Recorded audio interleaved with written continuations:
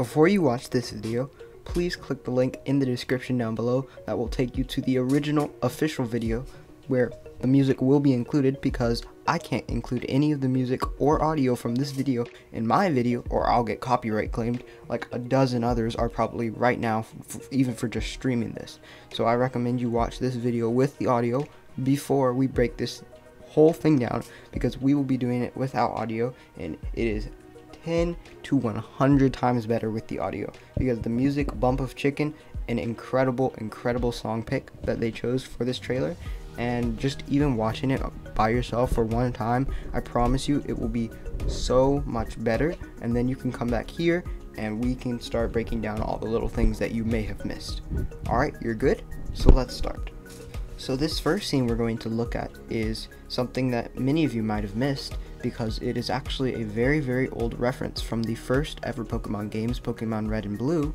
It is a reference to a movie called Stand By Me, which in the original Pokemon games there is a television that you can go up to and it will say, "There's a movie on TV. 4 boys are walking on railroad tracks. I'd better go too."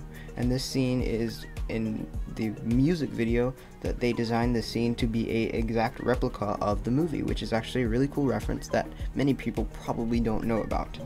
So this next picture right here is going to show all of the villains and if you slow it down you can see them all clearly. There's Giovanni, Lusamine, Ghetsis, Colress, Lysander, Guzma, Maxie, Archie, and Cyrus. And this is just a cool little Easter egg that came pretty quickly, so if you didn't watch really closely you might not have seen it, but a lot of people have seen it. I thought this was a really cool image. It shows Serena fighting Mewtwo with a Greninja, which is just a pretty cool scene that I found interesting. I thought it was a little strange for them to include this separate scene apart from everything else, but nonetheless it's just another really cool scene and shows the extent that Pokemon animation can get to. So right here you actually see Blue with a Venusaur, which is very unusual, because especially when you were talking about the manga, Red is the one who has Venusaur and Blue usually has a Blastoise, but later on in the trailer you can see that Red has a Blastoise, which is the first time that Blue has ever actually had a Venusaur rather than the Blastoise in official Pokemon. Right here is actually one of the coolest scenes in the entire music video, because it actually references Red versus Gold, or Red versus Jimmy if you want to call him that, because you have Red right there and then you have Gold right here and they're actually battling each other, which is the first time officially their fight is ever actually like recorded. You have some really cool screenshots of up close Red, and then they actually reference some kind of what you could call forgotten characters. You have the Battle Masons from the Kalos region, and then you have Ingo and Emmett from the train conductors from Pokemon Black and White. So just referencing some characters that really don't get a ton of time in the spotlight. But with all that out of the way, those are pretty much, and you can see right here the dojo from the Isle of Armor. You can see Critique Tower and probably some things over here that aren't as clear, but you can just see how much time and effort that actually went into the making of this video. And I want to say it's probably one of the best things that Pokemon has put out in a while. I mean, it's pretty much overshadowed the actual DLC announcement for the Crown Tundra, which, to be fair, there wasn't really anything new announced.